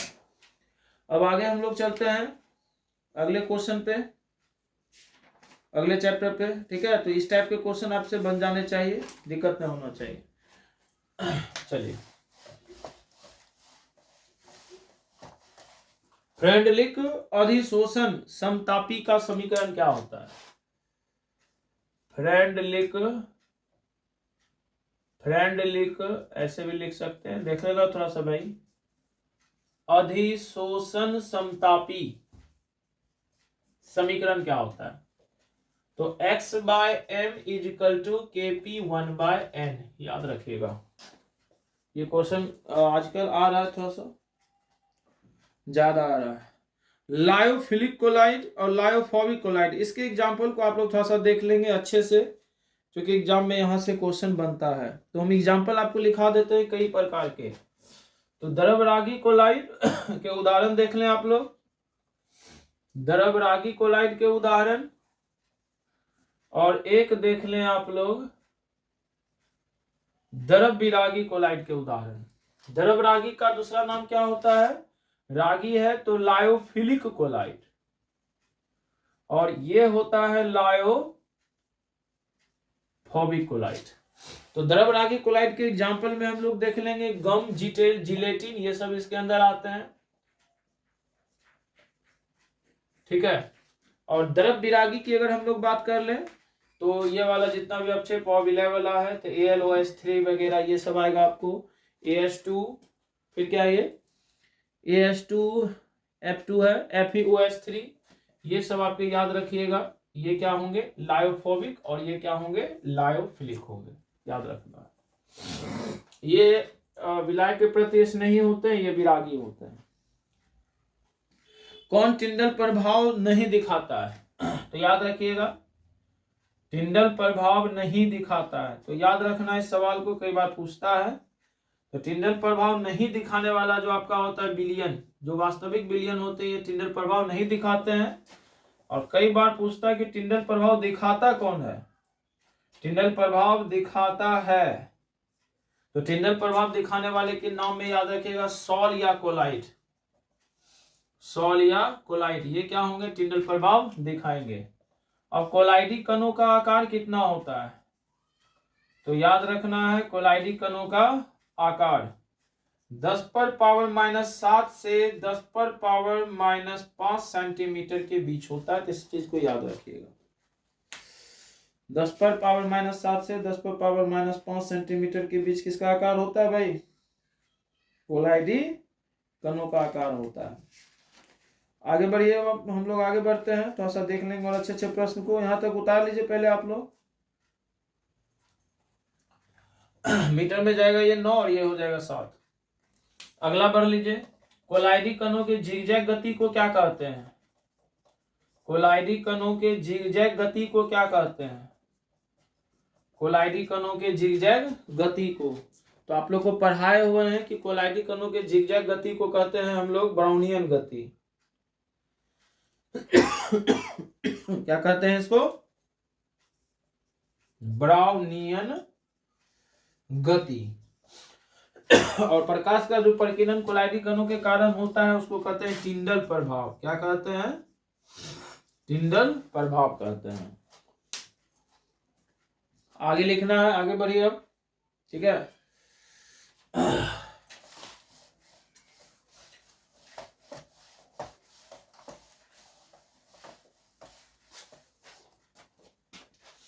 अब साबुन किसका एग्जाम्पल है? तो पृष्ठ संक्रियन का याद रखेंगे।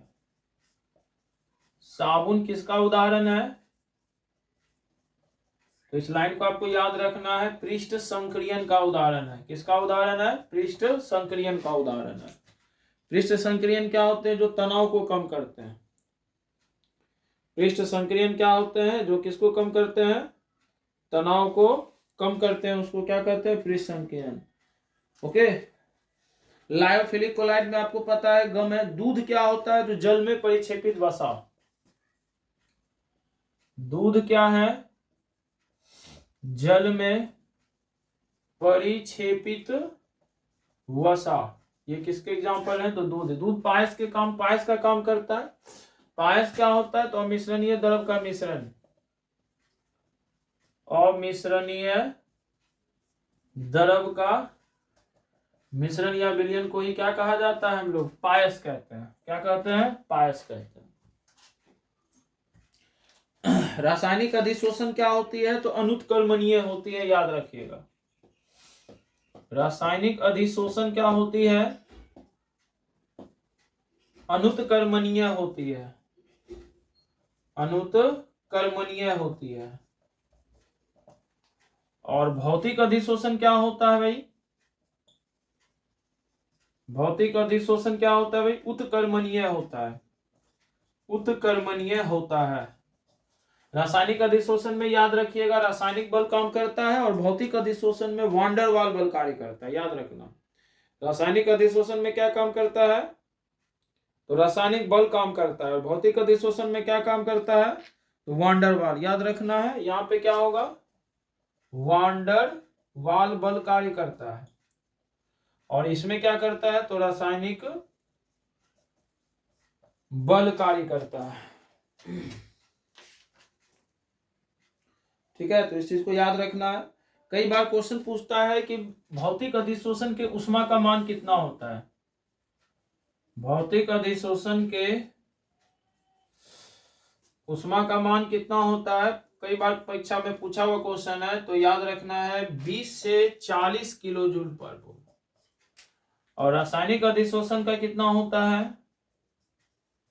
रासायनिक अधिशोषण के ऊष्मा का मान कितना होता है? तो इसको लिख लेंगे 40 से 400 किलो जूल पर मोल। किलो जूल पर मोल, 40 से 400 किलो जूल पर मोल।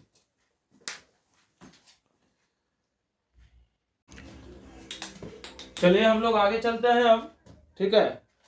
अब अगला क्वेश्चन है कि भौतिक अधिशोषण ताप बढ़ने पर क्या होता है?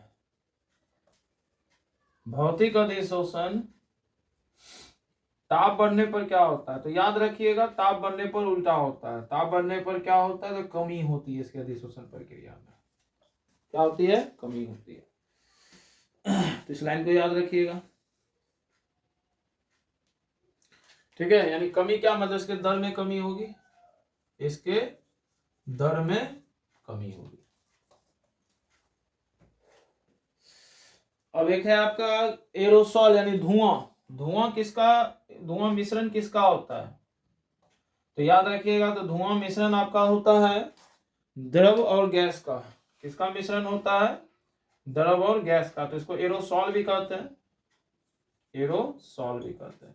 तो धुआं किसका मिश्रण होता है? द्रव और गैस का। इस पॉइंट को आप लोग याद रखेंगे। आगे बढ़ते हैं हम लोग अब, ठीक है। अगले क्वेश्चन पे आते हैं, कुछ देख लेते हैं। और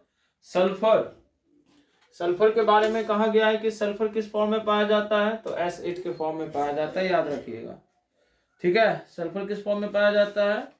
तो S8 के फॉर्म में पाया जाता है। अब इस चैप्टर से कुछ खास क्वेश्चन नहीं बचे हैं, एक क्वेश्चन और लास्ट देख लेंगे आप लोग इस चैप्टर का। क्वेश्चन क्या है कि विद्युत क्षेत्र में कोलाइडी कण की गति क्या कहलाती है? तो विद्युत कण संचलन। इसको मिटा देते हैं पहले।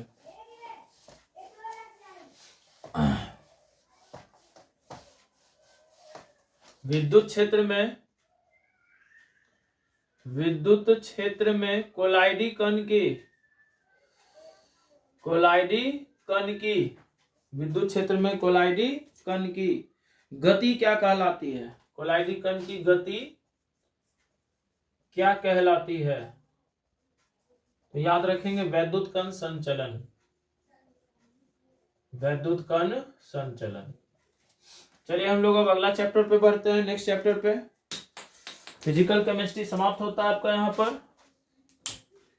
अब आगे बढ़ते हैं, हम लोग का चैप्टर है तत्वों का निष्कर्षण सिद्धांत, ठीक है। तो चलिए पहला क्वेश्चन जो कई बार पूछा हुआ है, अयस्क में उपस्थित अशुद्धि को क्या कहते हैं? अयस्क में उपस्थित अशुद्धि को क्या कहते हैं? अशुद्धि को क्या कहते हैं? तो क्या कहते हैं इसको? तो गैंग कहते हैं। क्या कहते हैं? गैंग कहते हैं। ओके, अगला लिखना है, कॉपर का निष्कर्षण किस अयस्क से होता है? कॉपर का निष्कर्षण किस अयस्क से होता है, यानी मुख्य रूप से?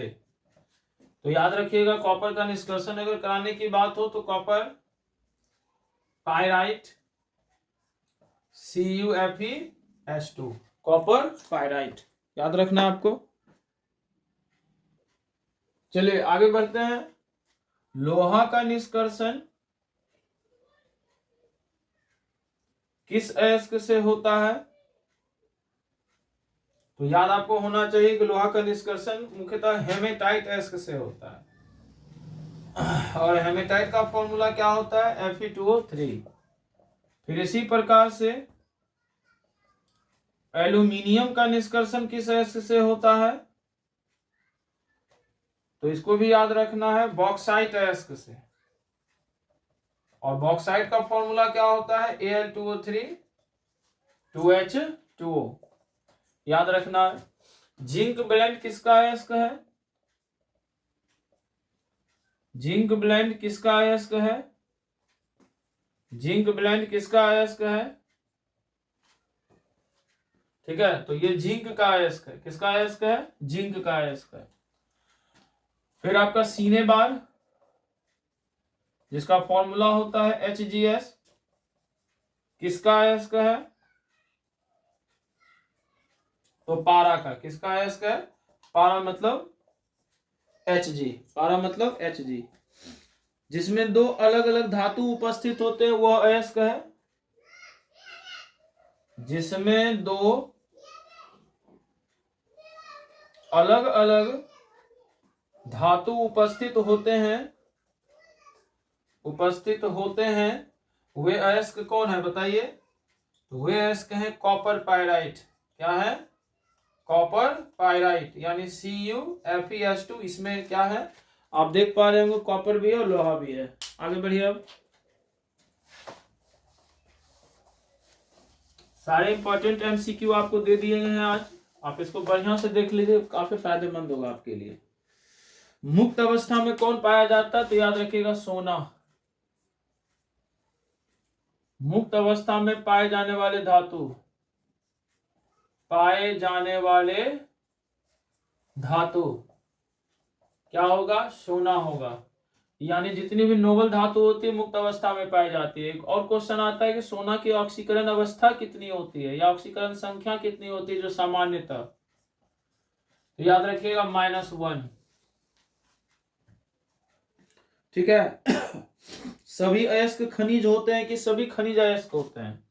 तो याद रखना सभी खनिज अयस्क होंगे या सभी अयस्क? तो सभी अयस्क क्या होते हैं? खनिज होते हैं, लेकिन सभी खनिज अयस्क नहीं होते हैं। इस लाइन को आप लोग याद रखिएगा। आगे बढ़ते हैं हम लोग। सल्फाइड अयस्क का सांद्रण किसके विधि द्वारा किया जाता है? या कई बार क्वेश्चन पूछता है कि फेन उत्प्लावन विधि का उपयोग किसके लिए किया जाता है? फेन उत्प्लावन विधि का उपयोग किसके लिए होता है? तो याद रखना है आपको, फेन उत्प्लावन विधि का उपयोग सल्फाइड अयस्क के लिए होता है। किसके लिए होता है? सल्फाइड अयस्क के लिए होता है। चलिए आगे हम लोग बढ़ते हैं। गैलेना किसका अयस्क है? गैलेना किसका अयस्क है? तो याद रखेंगे पीबी का।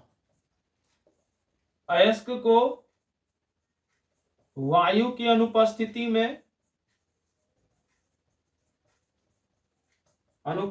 में या सीमित मात्रा में गर्म करना क्या कहलाता है? तो याद रखिएगा निस्तापन। और निस्तापन का यूज किसके लिए होता है? तो याद रखिएगा कार्बोनेट अयस्क के लिए। कार्बोनेट अयस्क के लिए कई बार एग्जाम में पूछ देता है कि निस्तापन का यूज किसके लिए करते हैं? कार्बोनेट अयस्क के लिए। अयस्क को वायु की अधिक मात्रा में गर्म करने का प्रक्रिया क्या कहलाता है? गर्म करने का प्रक्रिया क्या कहलाता है? तो याद रखिएगा भर्जन, या इसी का नाम होता है जारन। इसका उपयोग किसके लिए होता है? तो सल्फाइड अयस्क के लिए। मेन क्या होता है इसमें? तो सल्फाइड अयस्क होते हैं, और उसमें क्या होते हैं? तो कार्बोनेट अयस्क होते हैं। अगला प्रगलन विधि में किसका उपयोग होता है? तो कार्बन का। प्रगलन विधि में किसका उपयोग होता है? किसका उपयोग होता है? तो याद रखना है प्रगलन विधि में उपयोग होगा कार्बन का। किसका उपयोग होगा? कार्बन का उपयोग होगा। ये सब क्वेश्चन आप लोग पढ़े होंगे। चलिए आगे बढ़ते हैं हम लोग। अब नेक्स्ट क्वेश्चन पे आते हैं।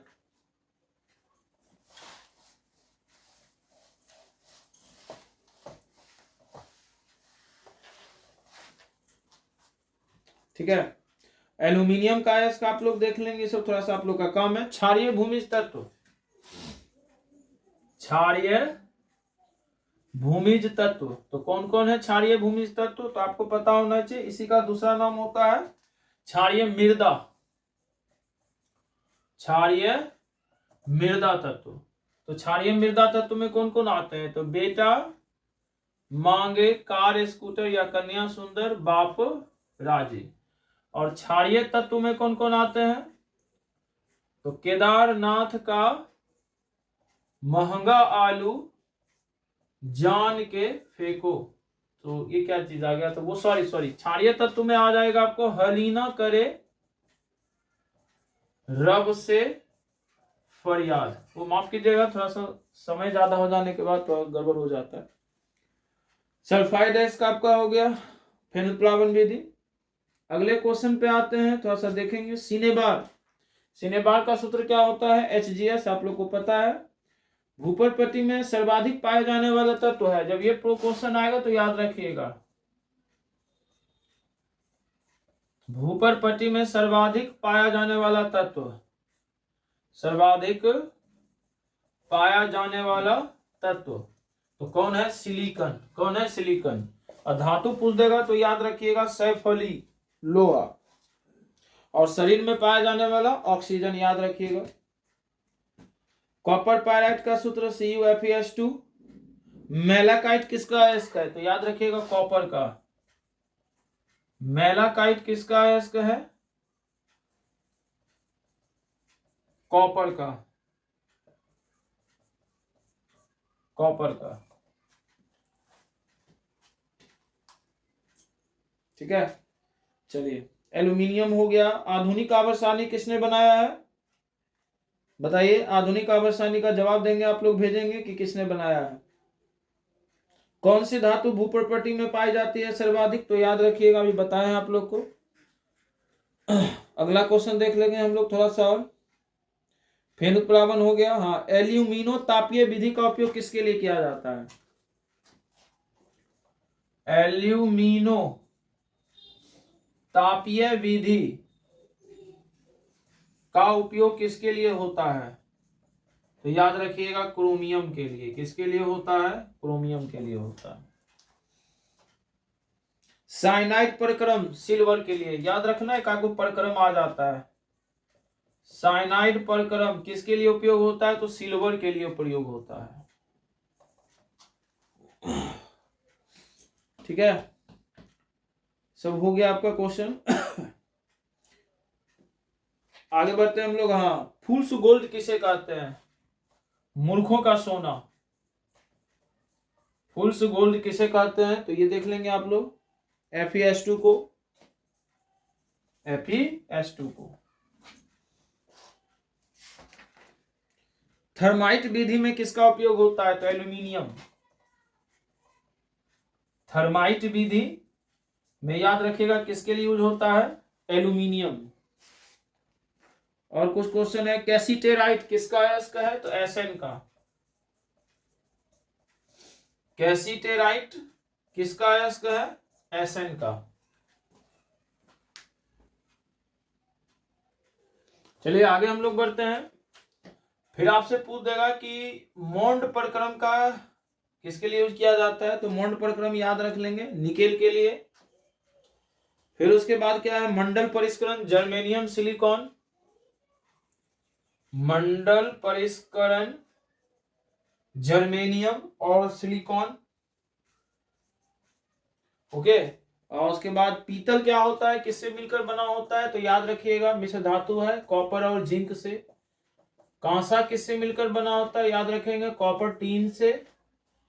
और जर्मन सिल्वर किससे मिलकर बना होता है? जर्मन सिल्वर तो कॉपर, जिंक और निकेल से। तो ये टॉपिक को आप लोग याद रखेंगे। अब आगे हम लोग बढ़ते हैं नेक्स्ट चैप्टर पे, जो कि हमारा है डी ब्लॉक, या सॉरी पी ब्लॉक है। चलिए इसको मिटाते हैं। आप लोग इसको थोड़ा अच्छे से देखते चलिए, और उम्मीद करते हैं कि आप लोग हमारा साथ देंगे और पूरा लिख लेंगे। अच्छे से सबको लिख लीजिए।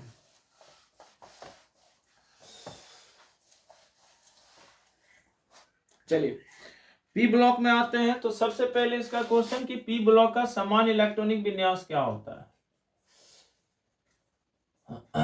पी ब्लॉक का सामान्य इलेक्ट्रॉनिक विन्यास होता है, इलेक्ट्रॉनिक विन्यास होता है, क्या होता है भाई? NH2 NP1 से 6। अब यही आपको आएगा क्वेश्चन, हैबर विधि से क्या बनाया जाता है? ये याद ही रख लें, अमोनिया। ओस्टवाल्ड विधि से क्या बनाया जाता है? ओस्टवाल्ड विधि से नाइट्रिक अम्ल। क्या बनाया जाता है भाई? नाइट्रिक अम्ल। और संपर्क विधि से क्या बनाया जाता है? सल्फ्यूरिक अम्ल। संपर्क विधि से क्या बनाया जाता है भाई? सल्फ्यूरिक अम्ल बनाया जाता है। ये समुद्री घास को जो है, ये क्या है? आयोडीन का उत्पादन किससे होता है? आयोडीन का उत्पादन किस समुद्री घास से होता है? किस समुद्री घास से होता है? तो आयोडीन का उत्पादन किस समुद्री घास से होता है? तो लेमिनेरिया। किससे होता है भाई? लेमिनेरिया से होता है। आगे बढ़ते हैं हम लोग। बहुत अच्छा अच्छा क्वेश्चन है इसमें। ऑर्थोफॉस्फोरिक अम्ल का सूत्र क्या होता है? याद रखेंगे H3PO4। ऑर्थोफॉस्फोरिक अम्ल का सूत्र क्या होता है, H3PO4। कई बार क्वेश्चन पूछता है भाई कि H3PO4 की क्षारकता कितनी होती है, तो H3PO4 की क्षारकता कितनी होती है, 3 होती है। वहीं H3PO3 दे देगा और ये ऑर्थोफॉस्फोरस अम्ल हो जाता है, तो इसकी क्षारकता कितनी होगी, तो 3 में 1 घटा दो, कितना हो जाएगा, 2 हो जाएगा। ठीक है, कितना हो जाएगा, 2 हो जाएगा। सबसे ज्यादा प्रबल कौन होता है, तो Cl2 सबसे ज्यादा प्रबल होता है, प्रबल होता है। अगर ऑप्शन दे दे Cl2, F2, I2, Br2, तो याद रखेंगे सबसे ज्यादा प्रबल कौन होगा, Cl2 बॉन्ड होता है सबसे ज्यादा प्रबल। आगे बढ़ते हैं हम लोग।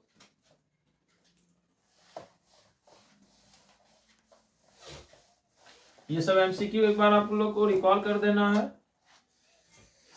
ताकि दिक्कत नहीं हो। वर्ग 16 के तत्व को क्या कहते हैं, तो याद रखिएगा वर्ग 16 का जो तत्व होता है उसको कैल्कोजन तत्व कहते हैं। वर्ग 15 के तत्व को क्या कहते हैं, तो याद रखिएगा निक्टोजन, कई बार आएगा प्रश्न। वर्ग 17 के तत्व को क्या कहते हैं, तो याद रखिएगा हैलोजन। और वर्ग 18 के तत्व को क्या कहते हैं, तो अक्रिय परिवार, नोबल परिवार, ये सब इसको नाम से जाना जाता है। कई बार आपसे हैलोजन के फैमिली को पूछ दिया गया है, फ्लोरीन, क्लोरीन, ब्रोमीन, आयोडीन। अक्रिय में कौन कौन आएगा, helium, neon, argon, krypton, xenon और रेडॉन। ठीक है, चलिए आगे बढ़ते हैं। सबसे प्रबल अम्ल कौन सा है, सबसे प्रबल अम्ल कौन सा है, देख लेंगे भाई। सबसे प्रबल अम्ल है, तो ऑर्डर सजा देते हैं, ये ऑर्डर आपके एग्जाम में आता है, HClO4, HClO3, HClO2, इसी तरह से चलते चला जाएगा। फिर अम्ल में एक आता है आपका हाइड्रोजन के साथ, सबसे प्रबल अम्ल है, तो हाइड्रोजन आयोडाइड, आयोडीन के बाद ब्रोमीन, ब्रोमीन के बाद क्लोरीन और क्लोरीन के बाद फ्लोरीन। याद रखना ये एसिडिटी वाला ऑर्डर होता है, साइज बड़ा एसिडिटी ज्यादा होगा। ऑक्सीकारक के लिए ऑर्डर आप लोग को बताए हैं। ऑक्सीकारक का घटता क्रम इसी चैप्टर में है सब, तो क्या होगा ऑक्सीकारक का घटता क्रम, F2, Cl2, Br2 और क्या होगा, I2। और क्या है भाई, अवकारक होगा तो इसका उल्टा हो जाएगा, याद रखिएगा। उजला और पीला फास्फोरस है, तो क्या है, अपरूप है। उजला और पीला फास्फोरस है, फास्फोरस है, तो आपस में क्या है भाई, तो ये अपरूप है, याद रखना। ठीक है, उजला और पीला फास्फोरस क्या है, अपरूप है। हैबर विधि में किस उत्प्रेरक का उपयोग होता है, हैबर विधि में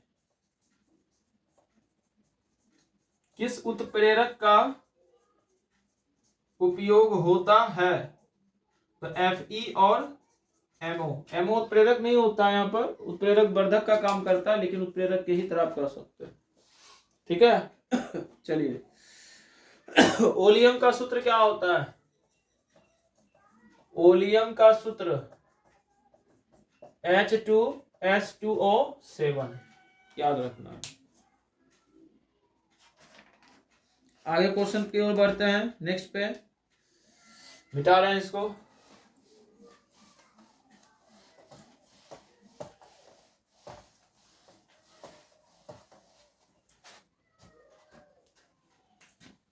NH3 में नाइट्रोजन का परसंकरण होता है, नाइट्रोजन का परसंकरण होता है, क्या होता है भाई, sp3, याद रखेंगे।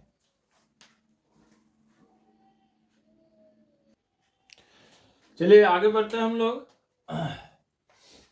N2O5 की सहसंयोजकता होती है, तो N2O5 की सहसंयोजकता आप लोग को लिखाए हुए हैं 4। ठीक, ये सब क्वेश्चन आप लोग देखते चले, आप लोग के लिए बहुत इंपॉर्टेंट है। आगे बढ़िए अब नेक्स्ट क्वेश्चन की ओर।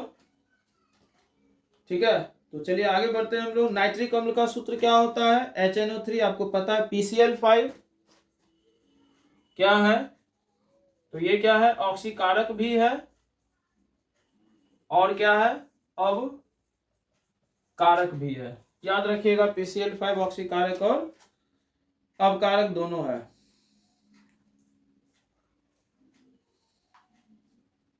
किसका +2 ऑक्सीकरण अवस्था स्थिर होता है? किसका +2 ऑक्सीकरण अवस्था स्थिर होता है?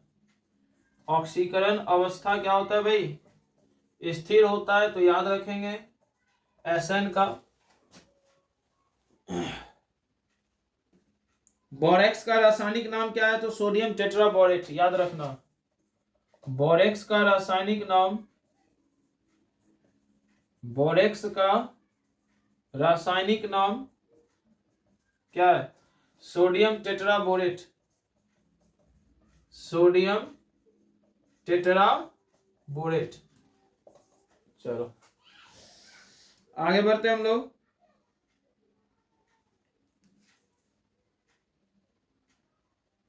कपड़े धोने के सोडा का सूत्र, कपड़े धोने के सोडा का सूत्र क्या होगा भाई? Na2CO3 10H2O।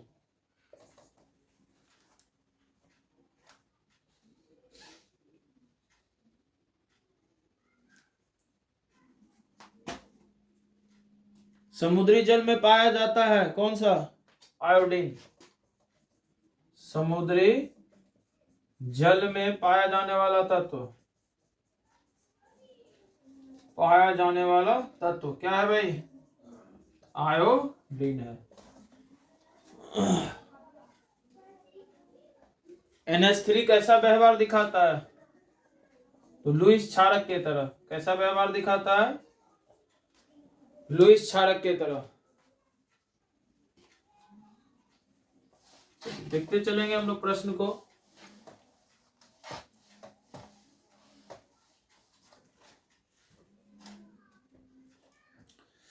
त्रिक्षारकीय अम्ल आपको बता दिए। H2SO4, H2SO4 किस प्रकार का अम्ल है? H2SO4 किस प्रकार का अम्ल है? द्विभाषमिक, याद रखिएगा, द्विभाषमिक अम्ल है। स्ट्रक्चर बनाने के बाद इसमें 2H आता है। त्रिक्षारकीय अम्ल कौन है? H3PO4। हरा थोथा का सूत्र क्या होता है? तो याद रखेंगे FeSO4 7H2O। लिख दें या छोड़ दें? FeSO4 7H2O, हरा थोथा। हरा थोथा का सूत्र क्या होता है? FeSO4 7H2O। ठीक है, ये सब आपको थोड़ा सा देख लेना है, बाकी बात आप लोग खुद तेज हैं।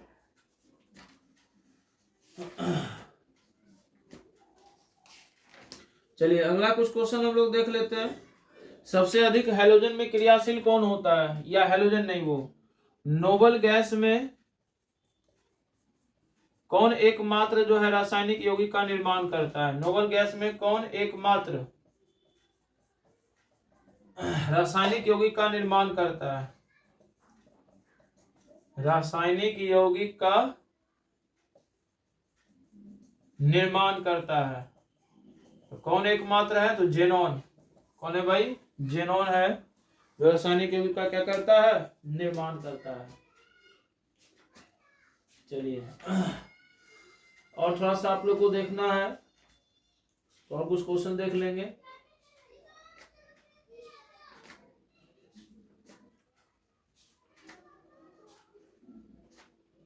चलिए, गोताखोरी में किस गैस का प्रयोग किया जाता है? गोताखोरी में किस गैस का प्रयोग होता है, उपयोग होता है? तो आपको पता होना चाहिए, हीलियम के साथ ऑक्सीजन रहेगा। हीलियम का मुख्य स्रोत क्या है? हीलियम का मुख्य स्रोत क्या है? तो याद रखिएगा सूर्य प्रकाश। साथ में अगर दे दे मोनाजाइट, तो ये भी हीलियम का क्या है? मुख्य स्रोत है। ओके, नोबल गैस का इलेक्ट्रॉनिक विन्यास क्या होता है? नोबेल गैस का इलेक्ट्रॉनिक विन्यास है क्या है भाई? NH2 NP1 से 6। तो ये हो गया नोबेल गैस का। चलिए हम लोग अब आगे बढ़ते हैं। हीरा में कार्बन का परसंकरण क्या होता है? हीरा में कार्बन का परसंकरण क्या होता है? तो याद रखना आप लोगों को sp3। फिर एक क्वेश्चन है p4 मॉलिक्यूल्स यानी अणु में क्या होता है? तो याद रखिएगा इस तरह से बना हुआ मिलेगा और बॉन्ड एंगल यहाँ पे आपको मिलेगा 60 डिग्री। ये वाला आपका सही होगा। तो आवन कोण 60 डिग्री होता है। तो बहुत सारे क्वेश्चन इससे हमने आपको करा दिया। अब इसे करना कोई क्वेश्चन जरूरी नहीं है। अब आगे बढ़ते हैं हम लोग। हीलियम का मुख्य स्रोत आपको बता ही दिए, क्या होता है? सूर्य प्रकाश या मोनाजाइट। अब अगले चैप्टर में आते हैं जो हम लोगों का है डी और एफ ब्लॉक का तत्व। तो सबसे पहले आप लोग को लिख लेना है संक्रमण तत्व किस ब्लॉक को कहा जाता है? तो याद रखना है ये डी ब्लॉक को कहा जाता है। इसका इलेक्ट्रॉनिक विन्यास क्या होता है? तो n-1 d 1 से 10 ns क्या होगा भाई? 1 से 2। ठीक है, ns 1 से 2 होता है। आगे बढ़ते हैं। ठीक है, तो आगे बढ़ते हैं। संक्रमण तत्व किस ब्लॉक को कहते हैं? तो डी ब्लॉक को कहते हैं। संक्रमण तत्व में याद रखना इस पॉइंट्स को बहुत जरूरी है। प्रथम संक्रमण श्रेणी से बहुत प्रश्न आते हैं, कई बार पूछा हुआ है। तो प्रथम संक्रमण श्रेणी में क्या आता है याद रख लेना एक बार। स्कूटर टीवी कार में फेंको नहीं तो कुबर जान जाएगा, जिसमें आपको क्रोमियम का इलेक्ट्रॉनिक विन्यास कई बार पूछता है 3d5 4s1 बाहर का आउटर मोस्ट, और कॉपर का पूछता है 3d10 4s1। तो ये दोनों लाइन को आप हमेशा याद रखें, ये आपके एग्जाम में कई बार आता है। ये आपका इंपॉर्टेंट टॉपिक में से। साथ में आप क्या देखो कि इसकी ऑक्सीकरण संख्या जो होती है वो आप थोड़ा याद रख लेना। स्कैंडियम का +3 होता है, ये याद आप एक रख लेना। इसमें सबसे ज्यादा मैग्नीज दिखाता है ऑक्सीडेशन नंबर, ये याद रख लेना, +7 तक जाता है ये। और उसके बाद जिंक का ऑक्सीडेशन नंबर +2 होता है। तो इस लाइन को याद रखना। इसमें आप क्वेश्चन क्या पूछेगा कि प्रथम संक्रमण श्रेणी में किसका ऑक्सीकरण अवस्था स्थिर होता है? तो याद रखेंगे स्कैंडियम का। किसका सबसे ज्यादा ऑक्सीकरण संख्या होता है या अवस्था होता है? तो याद रखेंगे मैग्नीज का। किसका होता है? मैग्नीज का। तो इस लाइन को आप लोग याद रखेंगे। अब आगे बढ़ते हैं हम लोग। ठीक है, तो ये प्रथम संक्रमण श्रेणी कहते किसको है? तो 3D सीरीज को। किसको कहते हैं? 3D series. ये सभी किस श्रेणी के अंदर आते हैं? तो प्रथम संक्रमण श्रेणी के अंदर आते हैं। ये सब पॉइंट को आप लोग एक बार रट लेना। संक्रमण श्रेणी के अपवाद कौन है? तो जिंक है, याद रखिएगा। जो 3D वाले में आएंगे संक्रमण श्रेणी के अपवाद, तो संक्रमण श्रेणी के अपवाद तो जिंक आता है, जिंक के साथ Hg भी आता है, याद रखिएगा। और एक CD भी आता है, शायद उसको भी आप लोग देख लीजिएगा, आता ही होगा। चलिए आगे बढ़ते हैं। पूछ दिया है क्रोमियम की अधिकतम ऑक्सीकरण अवस्था कितनी होती है? तो अभी तुरंत आपको चार्ट में दिखाए थे +6। क्रोमियम की अधिकतम ऑक्सीकरण अवस्था कितनी होती है भाई? तो इसकी ऑक्सीकरण अवस्था अधिकतम होती है +6 होती है। आगे बढ़ते जाते हैं। तो इसमें से आप देख लेंगे क्वेश्चन पूछा हुआ है कि कौन मैक्सिमम ऑक्सीडेशन नंबर दिखाता है? तो मैग्नीज। कौन दिखाता है? मैग्नीज दिखाता है। ओके, चलिए। लौ चुंबकीय MnO2 संक्रमण तत्व किस ब्लॉक को कहते हैं? तो डी ब्लॉक को कहते हैं, याद रखिएगा। कॉपर का आपको बताया दी। डी ऑर्बिटल का आकार कैसा होता है? डी ऑर्बिटल का आकार कैसा होता है? तो याद रखेंगे डी ऑर्बिटल का आकार आपको डबल डम्बेल होता है, डबल डम्बेल होता है, याद रखिएगा। ई का क्या होता है? सिंगल डम्बेल होता है। ये सब चीज आपको याद रखना है। अभी बताए थे सोना की ऑक्सीकरण अवस्था क्या होती है? -1 होती है। लैंथेनाइड किस ब्लॉक को कहते हैं? लैंथेनाइड किस ब्लॉक को कहते हैं? इसको अच्छे से देख लेना। तो लैंथेनाइड ब्लॉक आपको क्या होता है? और एक्टिनाइड। ये 4F वाले श्रेणी को लैंथेनाइड कहते हैं, और एक्टिनाइड किसको कहते हैं? तो 5F श्रेणी को कहते हैं। ठीक है, किसको कहते हैं? 5F। इसमें आपको आएगा सीरियम से ल्यूटेशियम तक, और इसमें आएगा थोरियम से लॉरेंसियम तक, आप इस श्रेणी को याद रखेंगे। लैंथेनाइड का इलेक्ट्रॉनिक विन्यास क्या होता है सामान्यतः, पूछ देता है कई बार क्वेश्चन। लैंथेनाइड का सामान्य इलेक्ट्रॉनिक विन्यास क्या होता है, सामान्य इलेक्ट्रॉनिक विन्यास क्या होता है, तो N-2F, ठीक है, N-2F 1 से 14, ओके। उसके बाद है आपका N-1S2P6D01, फिर आपका N-1D 0 से 1, 0 से 1 है, और उसके बाद आप लोग देख लेंगे NS2 है और NP6 है, आप इसको देख लेंगे। N-2F 1 से 14, N-2 NH2 NP6 को इसको याद रखिएगा। एक्टिनाइड किसको कहते हैं, तो 5F ब्लॉक को कहते हैं। किस धातु का गलनांक सबसे कम होता है, Hg। किस धातु का गलनांक सबसे कम होता है, तो याद रखना है किस धातु का गलनांक सबसे कम होगा, तो Hg का, Hg का गलनांक सबसे क्या होता है, कम हो। चलिए नेक्स्ट पे आते हैं। अब इस चैप्टर का एक इंपॉर्टेंट कॉन्सेप्ट होता है अनुचुंबकीय, अनुचुंबकीय, और एक कॉन्सेप्ट होता है प्रतिचुंबकीय। तो इस चीज को याद रखेंगे। प्रतिचुंबकीय ये होगा जिसके अंतिम में सब युग्मित इलेक्ट्रॉन होगा, ठीक है, और अनुचुंबकीय वो होगा जिसके अंत में क्या होगा, अयुग्मित इलेक्ट्रॉन होगा, अयुग्मित इलेक्ट्रॉन होगा। तो एग्जाम में आप याद रखेंगे, अगर Zn2+ पूछे तो आप हमेशा याद रखिएगा, सॉरी Zn2+ पूछे तो हमेशा याद रखिएगा वो होगा प्रतिचुंबकीय होगा। अनुचुंबकीय में आपका Ni2+ वगैरह वगैरह आएगा। जैसे इसका निकाल के देख लेते हैं, 4s2 3d10 लास्ट आता है इसका, तो 3d10 4s2 2+ जा रहा है तो 2 इलेक्ट्रॉन चला जाएगा, d के पास 5, तो 5 पहले क्लॉकवाइज और उसके बाद एंटी क्लॉकवाइज, सारे के सारे फुल हो गए, तो जिसके कारण ये नेचर क्या होगा, प्रतिचुंबकीय होगा। क्या नेचर होगा इसका, प्रतिचुंबकीय होगा। तो इस चैप्टर से कुछ खास क्वेश्चन आता नहीं है, रंगीन रंगीन वाला होता है। जैसे Zn2+ आपका क्या होगा, रंगीन होगा या रंगहीन हो जाएगा, तो ये हो जाएगा आपका रंगहीन। फिर इसी में से क्वेश्चन आता है चुंबकीय आघूर्ण निकालने के लिए। तो चुंबकीय आघूर्ण का फॉर्मूला क्या होता है, √n(n)+2। n क्या हो जाएगा, अयुग्मित इलेक्ट्रॉन की संख्या, n क्या हो जाएगा, अयुग्मित इलेक्ट्रॉन की संख्या। अब जैसे Zn2+ का मांग लेगा चुंबकीय आघूर्ण, तो 2+ चला गया 3d10, सभी इलेक्ट्रॉन भर गए, तो n का वैल्यू कितना आ गया, 0, तो 0 × 0+2 यानी 0 bm हो गया। तो ये आपका क्या हो गया, बोर मैग्नेटन यूनिट होता है चुंबकीय आघूर्ण का, तो आप इसको देख लेंगे, इसका चुंबकीय आघूर्ण हो गया। अब हम लोग, ठीक है, चलिए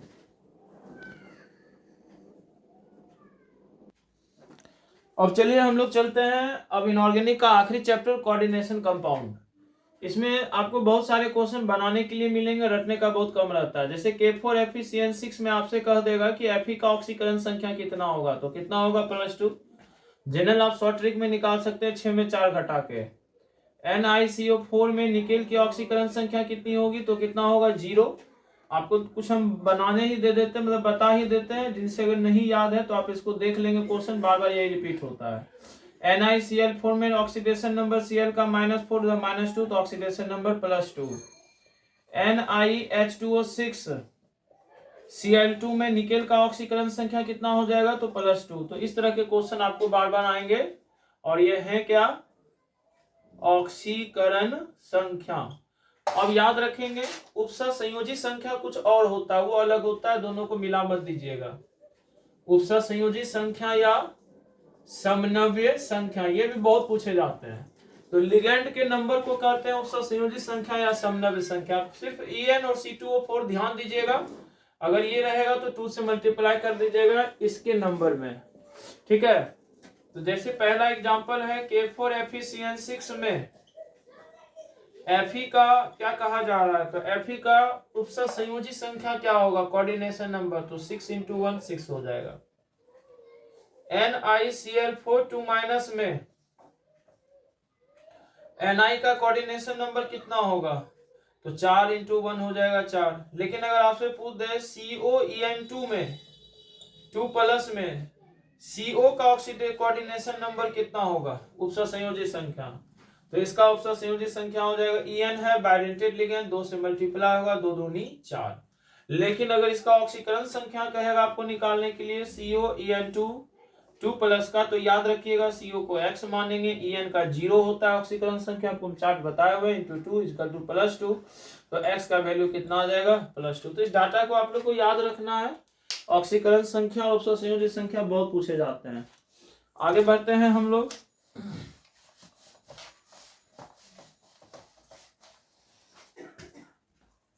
अब इसके बाद इसमें जो है एक और इम्पोर्टेंट टॉपिक पूछे जाते हैं। चलिए अब इसके बाद हम एक चार्ट आपको लिख देते हैं, टेबल यहां से याद रखिएगा। अब जैसे कोऑर्डिनेशन नंबर 2 में याद रखिएगा 4 4 6 6, उपसंयोजी संख्या इसका होता है। अब ये कमजोर लिगेंड के लिए है, कमजोर लिगेंड के लिए है, और ये किस लिगेंड के लिए है, मजबूत लिगेंड के लिए है। ये किसके लिए है भाई, कमजोर लिगेंड के लिए है, और ये किसके लिए है, तो मजबूत लिगेंड के लिए है। तो यहां से सारे डाटा को हम लिख देते हैं। याद रखिएगा यहां से ये प्रश्न बहुत आते हैं आपके एग्जाम में। परसंकरण sp3 dsp2, sp3d2 और d2 sp3। फिर आपका यहां से ज्यामितीय आकार भी पूछा जाता है, ज्यामितीय आकार, ज्योमेट्रिकल शेप। तो याद रखिएगा यहाँ की अगर ज्योमेट्रिकल शेप की बात करें sp3 में हम लोग, तो यहां होगा चतुष्फलकीय, चतुष्फलकीय। यहां क्या होगा भाई, वर्गाकार समतलीय। यहां क्या होगा, अष्टफलकीय, और यहां भी क्या होगा, अष्टफलकीय। अब लिख देते हैं आप लोग को हम मजबूत लिगेंड पहले जो होते हैं। मजबूत लिगेंड को देख लेंगे, कमजोर लिगेंड देखने की जरूरत नहीं है। नैनो से नैना चोट खा गए CnCO, ये मजबूत लिगेंड है। और मजबूत लिगेंड की कहानी आप देख रहे हैं क्या है। अब जैसे आपसे पूछ दे K4FeCN6 में बताएं इसके पूरे डाटा को, तो FeCN6 है तो लिगेंड का नंबर 6 है, तो कोऑर्डिनेशन नंबर 6 है। अब ये CN क्या है, कमजोर लिगेंड है कि मजबूत लिगेंड है, मजबूत लिगेंड है, तो ये क्या होगा इसका हाइब्रिडाइजेशन D2sp3। आकार क्या हो जाएगा, सेम है दोनों, अष्टफलकीय। तो बहुत सारे क्वेश्चन इसका आता है। जैसे आपसे पूछ देगा NiCl4 2- के बारे में, तो NiCl4 तो 4 कोऑर्डिनेशन नंबर दोनों में है। ये Cl क्या है, इस लिस्ट में नहीं है, वीक लिगेंड है, तो कमजोर लिगेंड है, तो परसंकरण क्या होगा sp3, और आकार क्या होगा इसका, चतुष्फलकीय। अब इसको मिटा रहे हैं आप लोग, देख लेंगे। और कुछ टॉपिक इस चैप्टर से है जो बार बार आता है।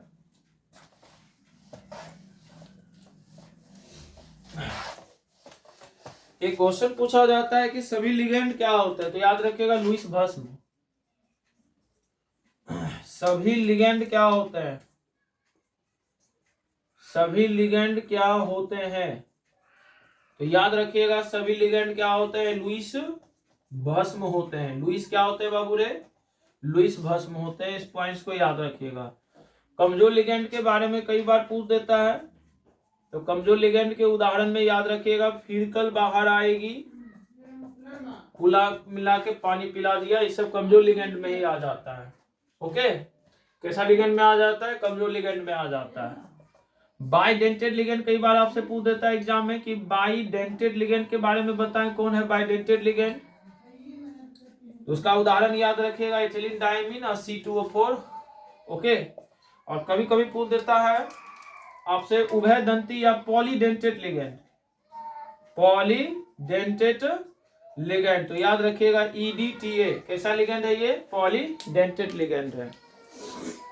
और कुछ क्वेश्चंस इसमें से आप देख सकते हैं जो आपके एग्जाम में आता है। और कई बार पूछ देता है K4FeCN6 कैसे यौगिक हैं, याद रखिएगा कैसे यौगिक हैं, तो आपको याद होना चाहिए इसी को कहा जाता है जटिल लवण, इसी को कहा जाता है समनव्य यौगिक।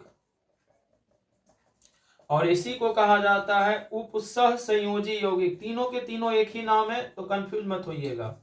बड़ी ब्रैकेट बड़ी कोष्ठक का उपयोग देख ले तो समझ जाए ये तीनों कंपाउंड हैं। इसी प्रकार से निश्चित रूप से NiCl4 जो हम लोग बनवाते हैं आपसे 2- तो ये भी सब इसी प्रकार के होंगे। लेकिन अगर आपसे पूछ दे CuSO4 5H2O जटिल लवण होंगे तो नहीं होंगे, ये द्विक लवण में आ जाएंगे। किस में आ जाएंगे? द्विक लवण यानी डबल साल्ट। और डबल साल्ट क्या होते हैं? अस्थायी होते हैं कि अस्थायी होते हैं? तो ये आप हमको कमेंट करके बताएंगे ये क्या होते हैं।